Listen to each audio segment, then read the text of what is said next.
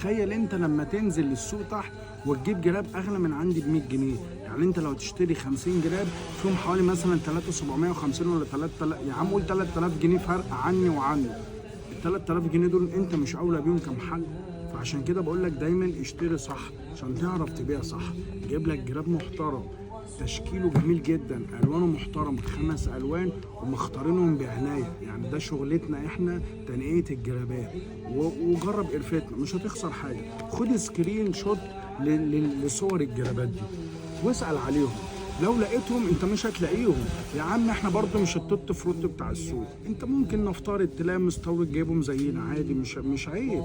اسال شوف بقى هو بقى جايب تشكيل ايه، جايب الوان ايه، عنده السعر ايه، وتعالى في الاخر قول لي يا منعم انا عايز الجراب ده من عندك، شريحته بكام او فري بكام.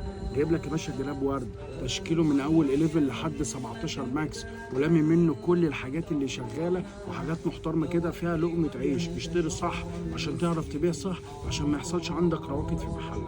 عند اخوك منعم في محل بص وطل الدواجن حلوان. احنا على ارض الواقع مش اونلاين، انا ببيع وانا معاك مش ضدك، وده محلنا بفضل الله تعالى.